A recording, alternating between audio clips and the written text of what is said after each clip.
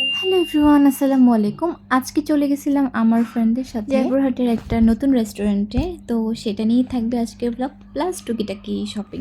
তো সকালের দিকে আমি বের হয়ে যাই ওর পার্সেলটা দেওয়ার জন্য, কিন্তু এক পার্সেল দেওয়ার জন্য আমাকে 2-3 বার এই যে আমি গেলাম ওই দিন কিন্তু পার্সেলটা দিতে পারিনি, 2 দিন পর পার্সেলটা দিছি। যাই হোক, আসার পথে দেখলাম একটা ফুচকা আর খেয়ে দিয়ে বাসায় চলে আসছি। আর আস্তে আস্তে দেখি ওয়েদার চেঞ্জ, এরপর একটু রেস্ট নিয়ে দেন বিকালবেলা আমি মেয়েকে রেডি করাচ্ছি, কারণ আমার ফ্রেন্ডের সাথে প্ল্যান হয়েছিল আজকে আমরা বের হব। তো আমার ফ্রেন্ডরা হচ্ছে স্কুল ফ্রেন্ড, তো অনেক বছর যাবতই ওদের সাথে সম্পর্ক, কিন্তু বিয়ে শাদীর পর যে যার মতো আসলে এক একজন এক এক জায়গায় থাকে, ওভাবে সবার টাইমিং মিলেও না, সবার সাথে সবসময় দেখা করাও সম্ভব হয় না। তো এবারও কিন্তু 2-1 জন মিসিং ছিল আর আমরা মাত্র 4 জন দেখা করতেছি। আমি একটু হালকা সাজুগুজু করে দেন মেয়েকে রেডি করাতে আসছি, আর দেখেন ও চুল বাঁধতেই দিবে না এখানে।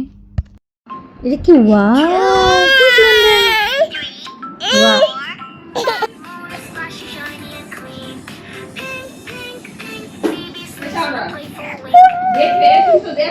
ওয়াও, ওয়াও, সুন্দর রাফা, সুন্দর।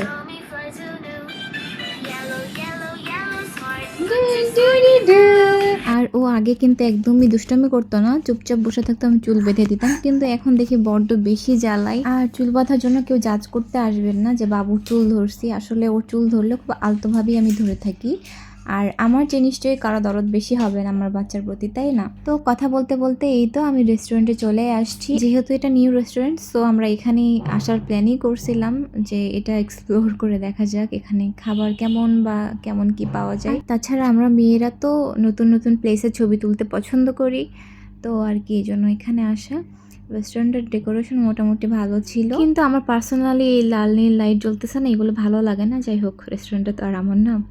তো এই তো আমি কিছুক্ষণ বসেছিলাম। আমার ভাই বাচ্চা আছে এত ছোট, আর আমার বাচ্চা এত দুষ্টু, তারপর আমার বাচ্চা নিয়ে আমি সবসময় দেখি সবার আগেই সব জায়গায় হাজির হয়ে যায়। আর এদের দেখেন এত বড় বড় বাচ্চা নিয়েও এরা ঠিক মতো হাজির হইতে পারে না, আমাকে বসায় রাখছিল কিছুক্ষণ। তো অনেক দিন পর সবার সাথে একটু নিরিবিলি বসে গল্প করা গেল, আড্ডা হলো, বেশ ভালো লাগলো। আর খাওয়া দাওয়া ছবি তো সাথে ছিলই।